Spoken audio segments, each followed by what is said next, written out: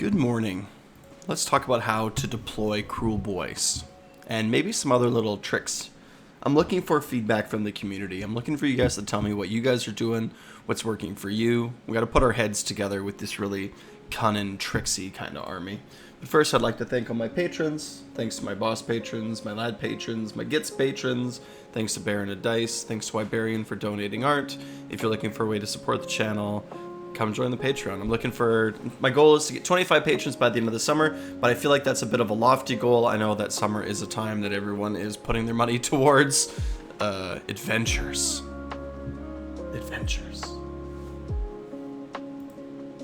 Okay, so let's have a look at Tabletop Simulator here. So here's my sort of Kruleboyz whatever, and here's my list. And of course, this is a list that a lot of influence from Jacob Brandon, who's a very good Kruleboyz player, and sort of, gave me some pretty good arguments about why we're taking certain units, and then I played it a bit and kind of agree. It's 4 drops, because if I want 3 drops, it's got to be Gobsprack.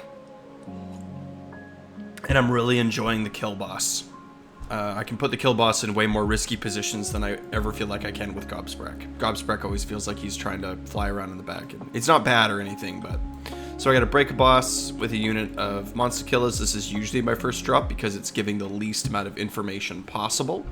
Right? My second drop is a Snatch Boss and Sludge Raker with a reinforced unit of Gutrippas. Again, these guys are probably just mostly going in the middle, so I'm trying to deny as much information as possible. And then after that, I have 2 drops after this, and then they will go in different orders depending on what's happened on the table and what my opponent is doing. I have my general, who's a Swamp Calla Shaman with a reinforced unit of Pulpoys. These are most likely getting priority target every single game, so depending on where my opponent has put their general and their general's regiment, it's going to depend where I put the Pulpoys, which is why they're at the very far bottom, as well as putting your caster at the bottom so that you can be within unbind range or place on a place of power or what have you. And then I have a kill boss with 3 units of monster killers, so these guys are going to be primarily taking up the flanks. Okay, so I've had a lot of trouble with deploying Kruleboyz just because they are like kind of a difficult army to play. So I'm just gonna pick the first battle plan here, and I'm gonna throw what do we got here? Border War, and then Border War is up here. So here's some terrain for Border War. One thing I'm a little bit confused with Tabletop Simulator is that Border War has a whole bunch of options here, but the places of power are in a little bit different positions. Like they're always going to be like small, but this one, see for example, like doesn't have a place of power. So I'm just going to sort of assume that these initial first ones are the ones that line up with the terrain maps, because I guess, do we have them somewhere? I guess they're here, but I probably don't see the terrain map. So, but this will be fine for our purposes because we're talking about general principles for deployment, not map-specific tricks and stuff. So, like I said before, usually my Break-A-Boss and my Monster Killers are my first drop. Let's say that I'm dropping first, and I'm not going to be reacting to my opponent here at all. I've kind of enjoyed putting both the Break-A-Boss and the Monster Killers right on the front line, like this. This is sort of where I'm at now, and the reason is because if I decide that seizing the center is going to be an option for me this game, then I want to have... I don't really want to put my Sludge Raker and my... I don't want to put my Sludge Raker and my Gutrippas in a position where they're going to be easily charged, and so these guys kind of represent almost like a screen. The Break-A-Boss is not the tankiest thing in the world, but it does heal, and we are having a hard time killing units like in combat turn 1. So if I wanted to sort of put a couple of pieces right into the middle of the battlefield, I feel like the Break-A-Boss and Monster Killers are going to be the best. And then of course we are like roughly, I could wiggle things around a little bit, but we're about 9 inches away from the center. So it means that both of these guys need to get a run roll that is not a 1, right? Because if I'm 9 inches away from the center and I move 6 inches, I'm not within 3. So I need to move 7 inches to seize the center. You have to move 7 inches off the line to seize the center, which means both of these guys have to get a run roll that is not a single 1. So I feel like you can do this reasonably without spending a command point, right? It's like roll 2 dice, don't get a 1. So it's kind of a risk that you take, right? But I think that it's doable. And then besides this, if I didn't want to do this, like if I was like, well, I want to play way more defensively and don't want to put stuff out in the middle, then these guys essentially what they end up doing is they end up sort of spreading out. They end up making a gap in the middle where my Sludge Raker and my Gutrippas are gonna go. But right now I'm still kind of enjoying them here. Don't forget too, like I can run these guys out and then I can teleport. I can teleport this unit of monster killers away. Sometimes it's not even a worse idea just to take them, and you can even like auto run them 6 and you could put them in a position like this, right? And then it's like a frontline screen, and then your opponent's going to move up, but they're not going to be able to move it very far, and then you're going to roll some dice and probably just like dip these monster killers out with your sneak in, with your sneaks. Okay, so then up next I got a Sludge Raker and Gutrippas. So mostly what I'm trying to do is I'm trying to think about what direction I want my Gutrippas and my Sludge Raker to be moving, because the Sludge Raker moves 3 inches faster than the Gutrippas, so the Sludge Raker is going to be able to like take the outside turn, if that makes sense, and the Gutrippas sort of have to be in a position where they're going to like straight line to where I want them to be. So let's just say that in this instance I'm looking to have them fight in the center. So I might put them in some ranks. I'm probably not going to, because I want them to be able to like fit through spaces and be able to like get in there and pile in. So in this map here, as I'm looking, I'm kind of seeing like, okay, there's like a little bit of a space here. So if I want them to be able to move into this area and then take a corner, or if I want them to be able to fight, like let's say that I want them to fight over here, like in the future, I'm kind of laying out like how I see this map. Then my Gutrippas are going to go over here, and like I said, my Sludge Raker is going to take the outside corner, so that as he can actually like arc in, or maybe I'll put him on the other side to have him be a little bit more protected. You can see here now though how my front line is doing a very good job of screening out and protecting my back line. In this case, I could also do something like put the Sludge Raker over here and put the Gutrippas here, because if the Break Boss is here, the Break Boss is quite slow, and maybe I'm putting him here in a aggressive position, but that doesn't mean he has to stay there. He could also like march off this way while everything else sort of runs past him, and he's going to go fight over this objective over on this side. So I'm still getting used to this, and again, I'm looking for your guys' help and feedback. So if you want to jump down in the comments below and tell me what you think about my initial first thoughts here on deployment, I would really appreciate it. Come join the Discord. There's lots of good conversations going on there. Lots of very interesting, very intelligent people. Lots of great, except for Charlie, Lord of the Pit. Just kidding, Charlie, I love you. Okay, so that's 2 drops. And then from this point, most of the time I'm dropping these guys 3rd, because my opponent is doing something similar where they're trying to deny the information about where their general is. And the fact that I'm 4 drops means that I am probably out-dropping most of the people that I play. So it means that at this point of the game, like if I dropped first, I just did my 2nd drop, so my opponent's going to do their 2nd drop, and then here I am going to do my 3rd drop. And then there's another really interesting thing about this as well, like, and I don't really know how I feel about this and what to do about it, so you'll have to let me know what you think. But in the rules, it says that you can deploy the whole regiment, or you can deploy a unit at a time. And from what I understand, as soon as you deploy a single unit within a regiment, that each unit in that regiment must also be an individual drop. It's like you break the regiment, and so now every unit is dropped by itself. So if I'm in a position right now where I have 1 more drop and my opponent has 1 more drop to do, and I know that I'm going to be dropping 2nd, what's preventing me from just dropping a single unit of monster killers, right? If I'm in this case, like I could be like, okay, well, you have 1 drop left, I have 2 drops left, I have 1, 2, 3, 4, 5, 6 models left to drop, or units left to drop. You have 2 models left to drop.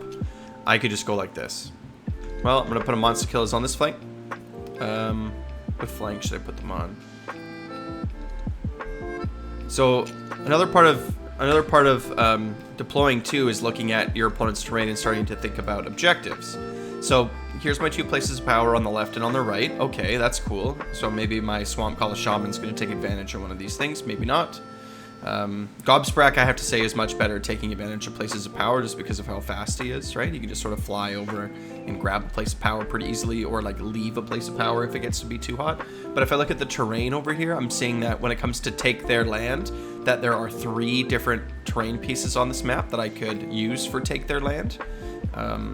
So to me, like, so when I'm thinking about, like, I'm probably going to put my Vulture over here on this side of the map, because if I teleport some Monster-Killers in behind here, I'm kind of liking the idea that Monster-Killers sneak in behind and then the Vulture boss is there to support. You're not just leaving them on their own, right? So you could throw like Monster-Killers there, and you could throw Bultboys there in a single turn. You can do this on your opponent's turn and then counter shoot them, right? And then the Vulture boss is going to fly in and support. So what I'm going to do is I'm going to take, on this map in particular, I'm going to take a unit of Monster-Killers, and I'm going to stick them over here on this side. By the way, this is how I've been deploying them on the table in real life. I've been putting my one boss guy in the center, and then I've been forming these two little trios on both sides. So it's just a way for me to make sure that I'm always maintaining coherency with them. So they can either be deployed like this, like as long as like they're all within 2 of each other, right? So as long as one of the tails is within half an inch of the boss on both sides, then we're fine. And then as soon as we lose 1 model, well, now we're down to 6 models, so the coherency rules change. And so once we lose 1 model, then we remain coherent. So we don't have to worry about pulling models off as long as we are coherent when we deploy and finish moving with our 7 models. As soon as we lose a model, it's not a big deal. So this is kind of how I've been visualizing them and thinking about deploying them. So I can do like 4 on the front line, right? And then sort of 3 in the back line. Like I can be a wall of 5 models here. Which is not the worst. This is the widest screen that we can make, right? Because we can't put one on the side because then we break coherency. Or if I want to, I can kind of rotate this and put like one of my guys in the front, and then put sort of 2 of them behind like this, so that we can make just a 3 model front instead. So we can either do a 5 model front, or we can do a 3 model front, depending if we're trying to be tight or if we're trying to expand. But regardless, I'm going to stick a unit of Monster-Killers over here on one flank. This is, of course, for a battle tactic, because all I have to do is get... So if we're 9 inches away, it means that we have to move 10 inches, right? We have to have a 10-inch move to get onto this thing, which means if we spend a command point to run, then we're going to be able to get over here.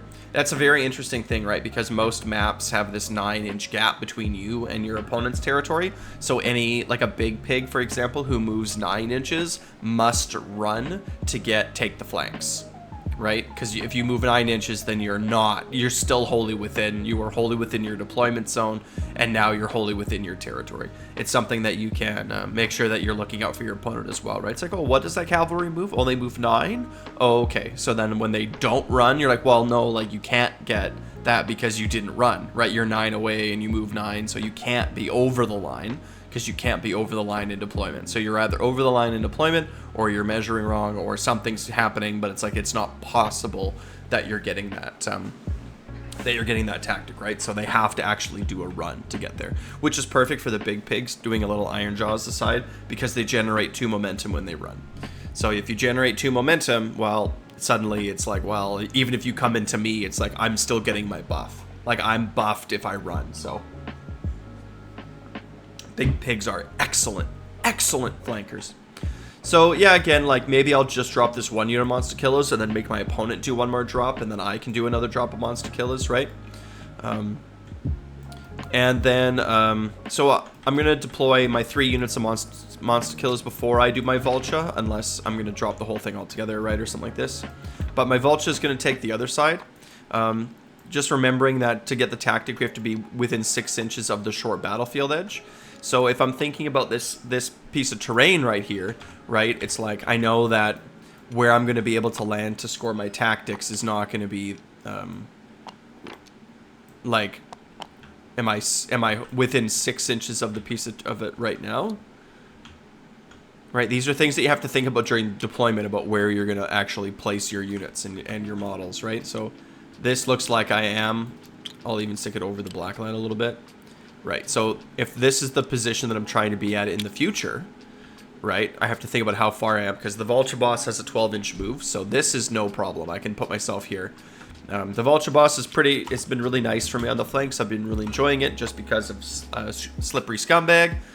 I can, like, one thing about Kruleboyz is that you can actually put your models in really aggressive positions, and they will, on a fairly regularly, not all the time, they will fairly regularly be able to survive.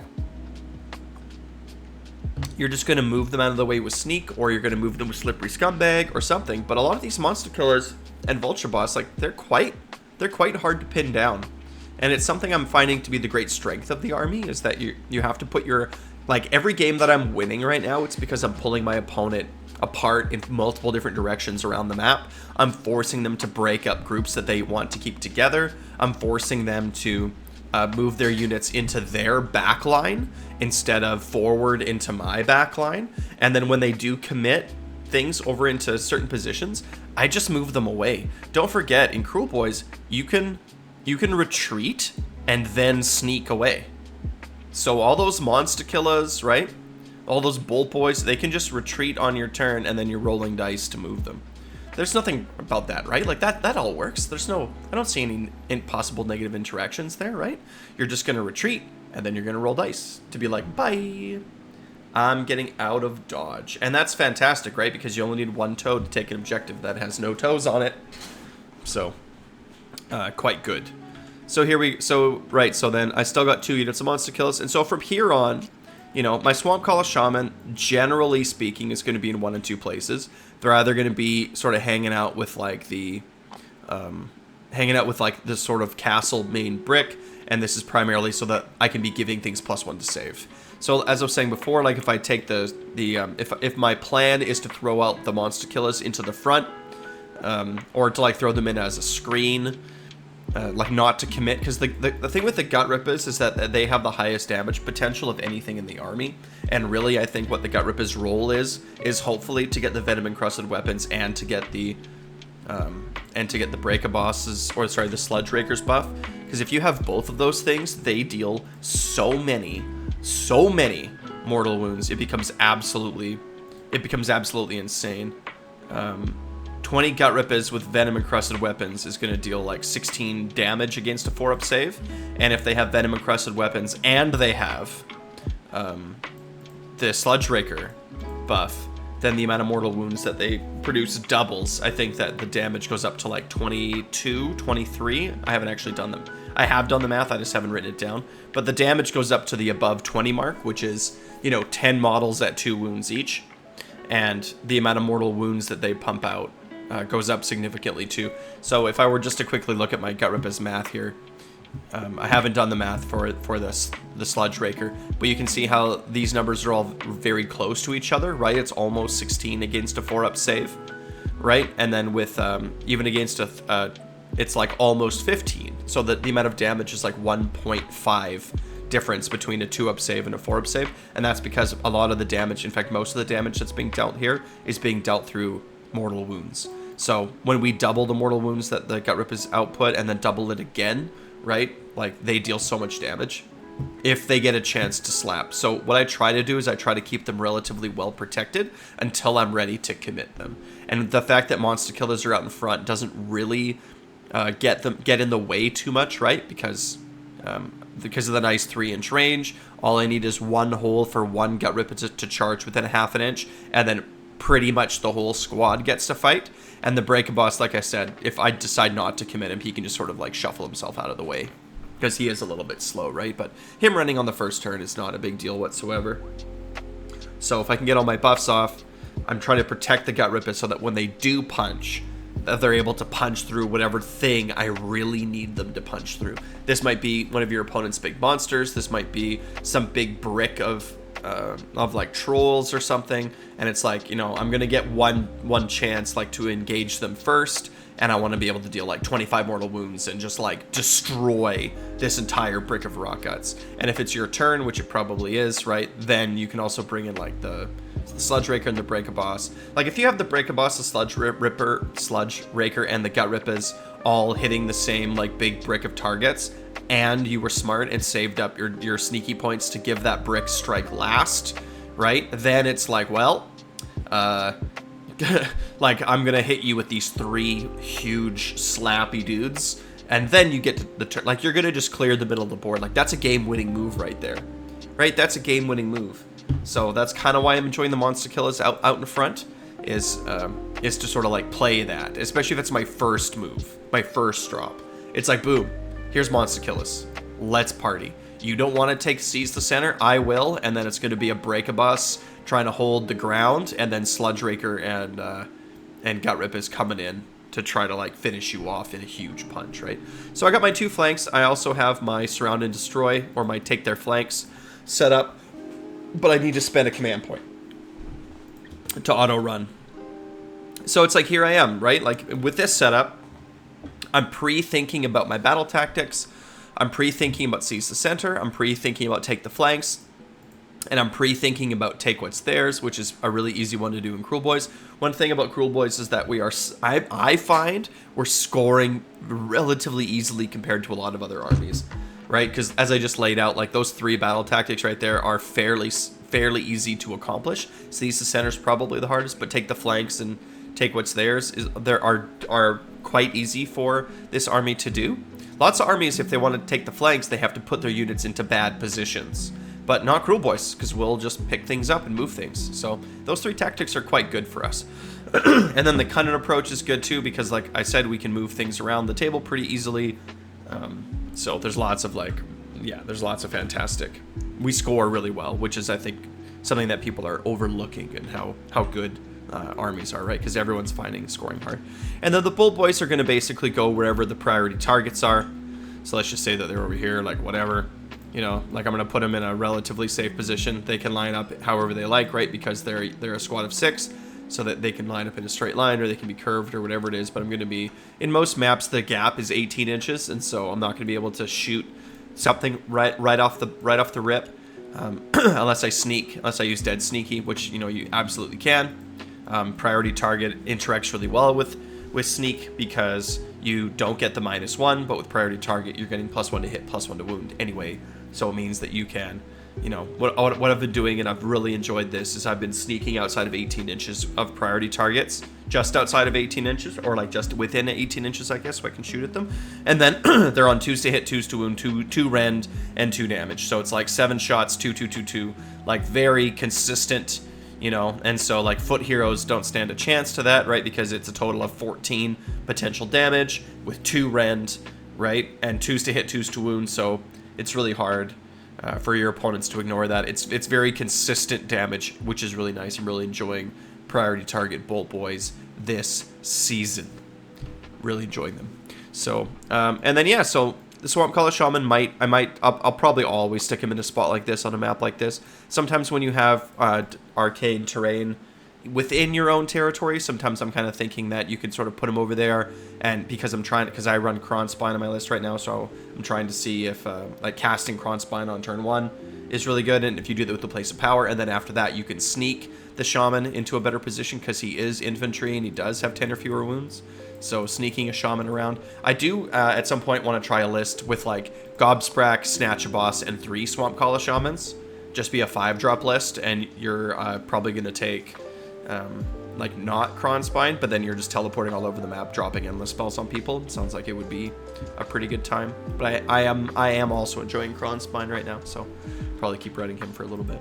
And then my last 2 units of Monster Killers. So these 2 units of Monster Killers are interesting because they can kind of go anywhere, and they can kind of do anything, because they're going to be your most likely, like they're sneak targets, right?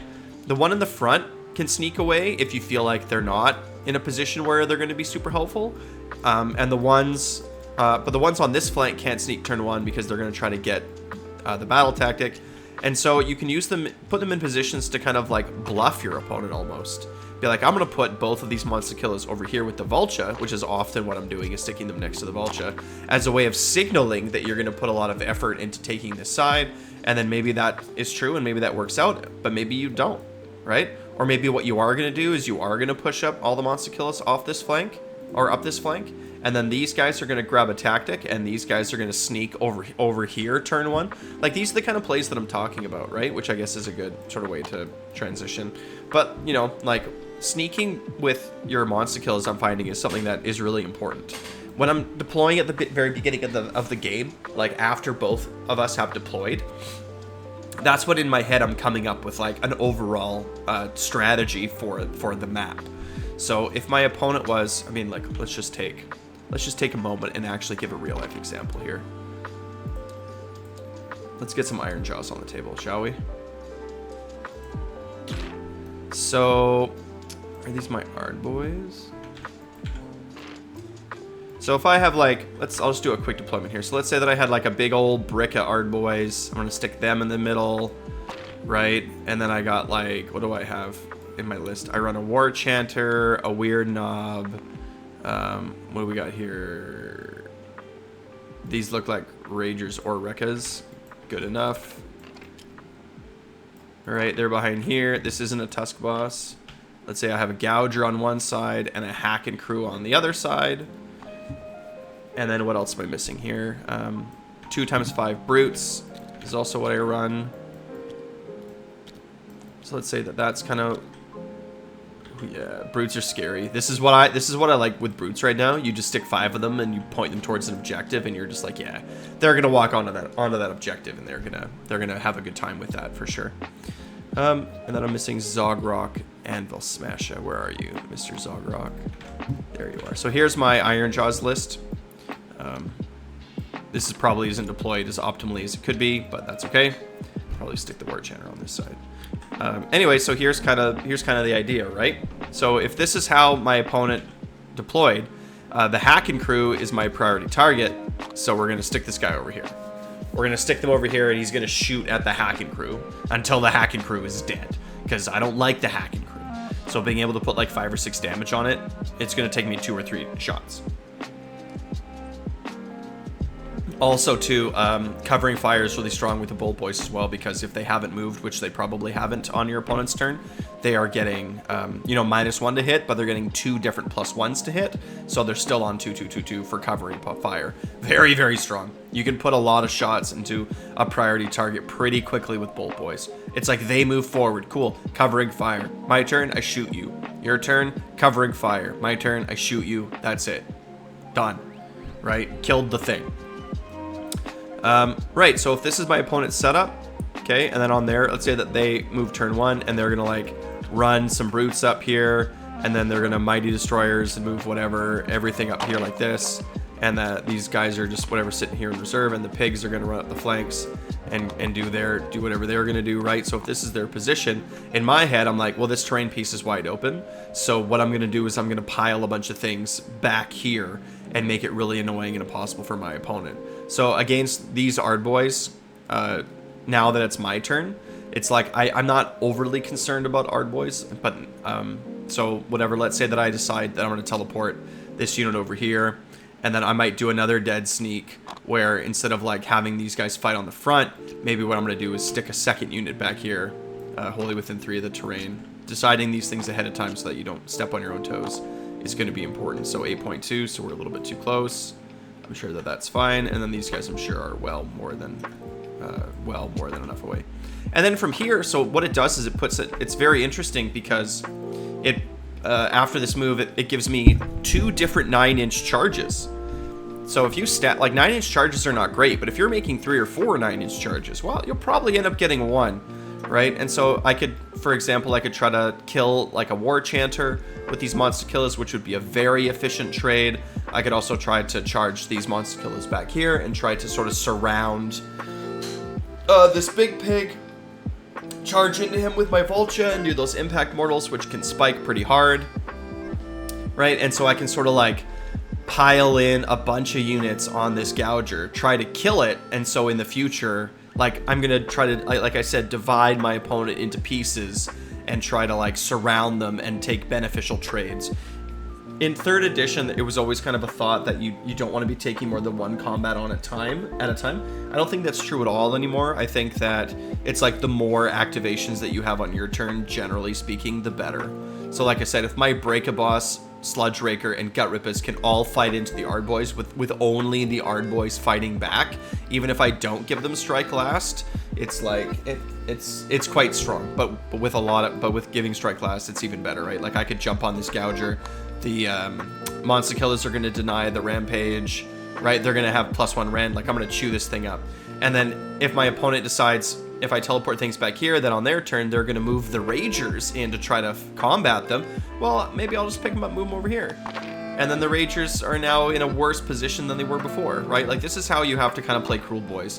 And I feel like when you're deploying, you have to be looking at the terrain. You have to be thinking about what tactics you're going to score.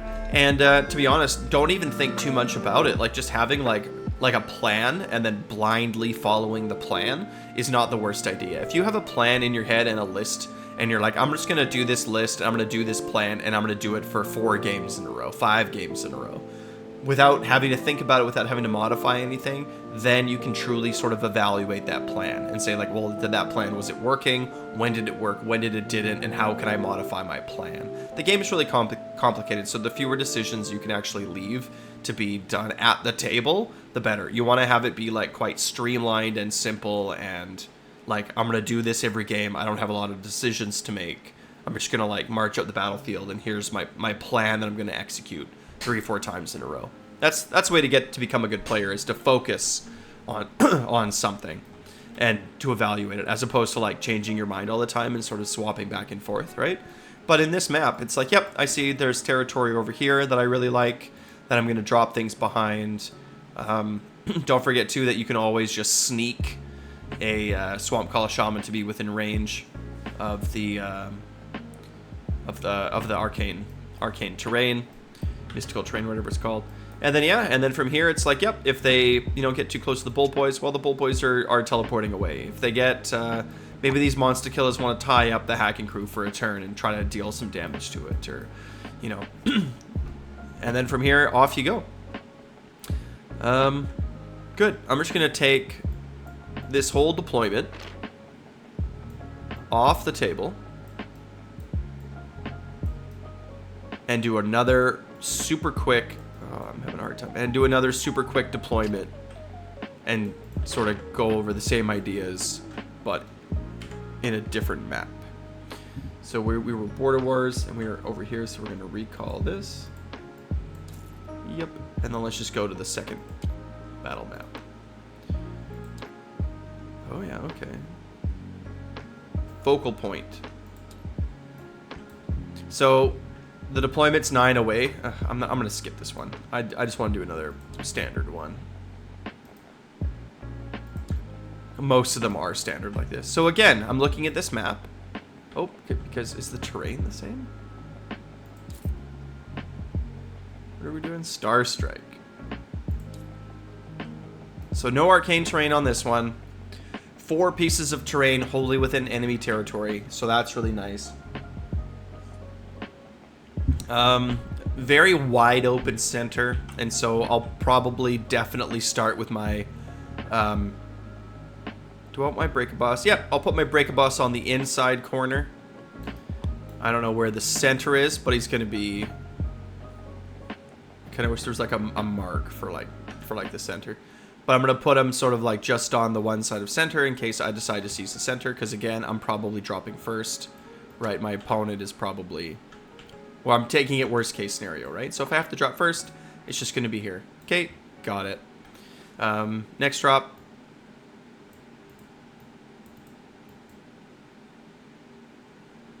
Noble Deeds. I think this time what I'm going to do is I'm going to put the Sludge Raker over here. Sort of in this little spot here. And then my Gutrippas are going to come behind. This guy's not deployed yet. My Gutrippas are going to come behind. But I think I'm going to spread them out a little bit more because the opening is quite large. I don't think it's quite big enough to justify this. So I am just going to put them into like their bricks of 3. And remember, they have to be staggered. There's no option. They have to come staggered. Okay, so there it is. There it is, drop number 2. Drop number 3 is a bunch of monster killers and a vulture. So straight up, I think this side I want to be more aggressive on probably. So the vulture boss is going to come. He's going to be, I think he can be 2 inches away from deployment and still have enough flight because he's got 12 inches. So maybe he can't go here. He could probably go up here because I just have to be within 6 of the edge. So for him to be here, I think I could probably do like 12 inches and cross the line. Right? So, and this is more than I need, so he could even come like way more over like to here somewhere, right? Because he just has to touch 6 inches. That's all he has to do. He just has to touch 6 inches. So this position for him will be fine. Again, depending on what my opponent's doing on the front lines, right? I don't want to put him in a vulnerable position. And then monster killers are going to be over here. And then I have like 2 more units of monster killers that can kind of go anywhere. So sometimes I just kind of put them back in defensive positions like this. If your opponent has lots of teleports and you want to zone them out, like you can just stick them back here, right? And then when everything moves forward, they're going to hold down the back line. Right, there's no objectives in Star Strike at the start. And then depending on where my opponent has put their priority target, I'm going to put down my Sludge Raker and my Bolt Boys and my thing. But here I am, like I'm ready to go. Like I'm ready for take the flanks, I'm ready for seize the center. I have this piece of terrain here is going to be one that I can take, like take their land, right? So that's pretty easy to do. My Vulture's there to fly in and just grab it with 5, depending on how my opponent deploys. So I'm leaving lots of options open. I'm sort of looking at, this is a good map for me. There's lots of terrain sort of behind them. I'm going to be able to come in lots of different places, hopefully. I'm already sort of deciding that I'm probably going to be shifting everything over onto the right. So after these guys run up, right, and claim the flank, their next spot's probably going to be sneaking over, like somewhere like way over here, right? Like that's another thing too with the way that I'm playing Kruleboyz is that I'm having a lot of success if I'm sort of really picking one side of the map to fight. Like I want to shift the map from like your side of the table, my side of the table, to like left and right. Like I want to pull things away from one side and stick them on the other side to again create like disadvantageous fights. You know, like changing the math. It's like, well, I'm gonna move over here and try to get into this fight so that I'm getting 1, 2, 3 more activations than you are. And that's a lot of mortal wounds to throw out, right? Like we're glass cannons, so if we can sort of like punch without getting punched back, the more times we do that, the better. Anyway, let me know what you think. How are you deploying Kruleboyz? How are you finding things? Are you deploying aggressively, defensively? How are you using your sneaks and your dirty tricks? Let me know in the comments below. Come join the Discord, join the conversation, like, subscribe. Wow.